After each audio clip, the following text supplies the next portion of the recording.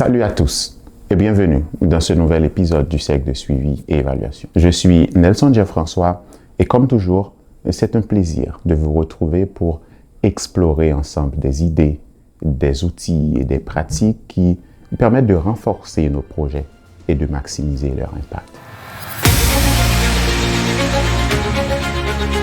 À un moment donné dans le cycle de vie de votre projet, vous êtes probablement déjà demandé, est-ce que mon projet a réellement un impact sur la communauté, sur les clients ou sur nos partenaires? Et vous vous êtes surtout demandé, comment mesurer cet impact? Si ces questions vous interpellent, sachez que vous n'êtes pas seul. Elles reviennent souvent dans le monde de suivi et de l'évaluation. Et c'est exactement pour cette raison que dans ce nouvel épisode du cercle de suivi et évaluation, nous allons aborder un élément essentiel à considérer lorsque vous développez votre système de suivi et évaluation, les indicateurs.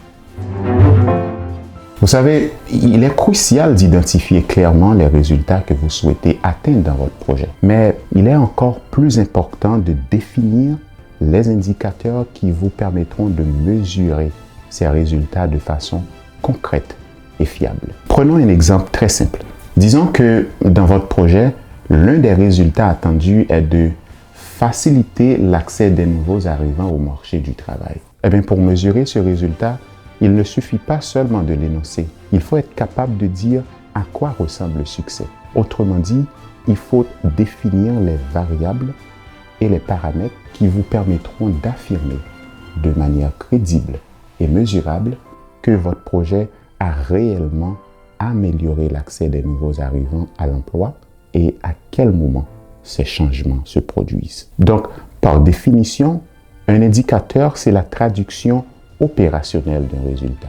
C'est l'élément qui vous permet de vérifier de façon objective ou subjective si votre projet a atteint ses objectifs ou non. Dans notre exemple, un premier indicateur pour mesurer le résultat visé pourrait être pourcentage de nouveaux arrivants qui ont trouvé un emploi dans les 6 mois suivant leur participation au projet. Et ça, c'est un indicateur quantitatif. Un autre indicateur pourrait être perception des nouveaux arrivants concernant l'amélioration de leurs compétences de recherche d'emploi à la fin de la formation. Et ça, c'est un indicateur qualitatif. Vous savez, dans le cadre du développement de votre système de suivi et d'évaluation, il est essentiel d'utiliser à la fois des indicateurs quantitatifs et des indicateurs qualitatifs. Les premiers vous donnent des mesures chiffrées et objectives, tandis que les seconds offrent aux partenaires, aux clients et aux autres parties prenantes la possibilité d'exprimer leur expérience, leur perception et leur vécu du projet. En combinant ces deux types d'indicateurs, vous obtenez une image beaucoup plus complète et fidèle des changements générés par votre intervention. Pour chaque élément de votre modèle logique, qu'il s'agisse des activités, des extrants, des résultats ou de l'impact, il est essentiel de définir au moins un indicateur pour pouvoir le mesurer. Dans ce cadre, on distingue généralement 3 grandes catégories d'indicateurs. Premièrement, indicateurs de produits ou d'extrants qui mesurent ce que le projet produit directement à partir des activités. Deuxièmement, des indicateurs de résultats qui sont associés aux résultats immédiats et intermédiaires du projet. Et troisièmement, des indicateurs d'impact qui se rattachent aux résultats ultimes visés par le projet. Maintenant, parlons de ce qui fait un bon indicateur. En fait, lorsque vous construisez un indicateur, il y a 4 éléments clés à toujours prendre en compte. Le premier élément, c'est l'unité de mesure. L'unité de mesure, en fait, c'est ce que vous allez mesurer concrètement. Ça peut être pourcentage, nombre, perception, score ou niveau de satisfaction. Deuxième élément très important, c'est unité d'observation. Autrement dit, qui ou quoi vous observez. Par exemple, ça peut être des nouveaux arrivants, des clients, des participants au programme, des organisations, des écoles ou des entreprises. Troisième élément clé qui fait un bon indicateur, c'est le changement attendu. En fait, un bon indicateur doit toujours préciser quel changement vous cherchez à capter. S'agit-il d'une amélioration, augmentation, réduction ou s'agit-il d'une acquisition? Et le quatrième élément clé, c'est le moment de mesure, le quand. En fait, un indicateur n'est complet que s'il précise quand le changement doit être observé. Autrement dit, il faut indiquer si la mesure se fera dans les 3 mois à la fin du projet ou encore 6 mois après la formation. Imaginons qu'on utilise l'indicateur suivant.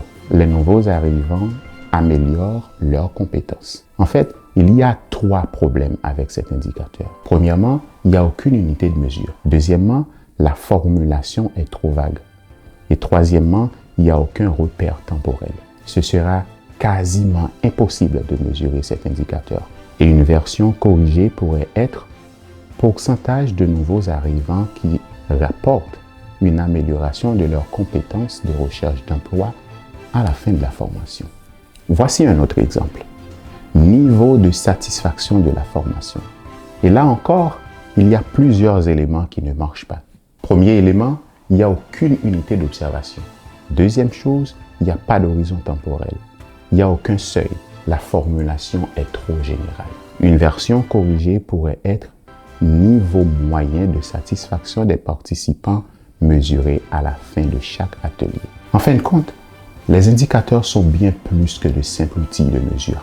Ils sont en fait la boussole qui vous permet de suivre l'évolution de votre projet, de démontrer votre valeur ajoutée et d'appuyer vos décisions avec des données solides. En définissant des indicateurs pertinents, bien construits et alignés sur votre modèle logique, vous vous donnez des moyens de comprendre ce qui fonctionne, d'améliorer ce qui ne l'est pas et de montrer de manière crédible l'impact que vous créez dans la communauté.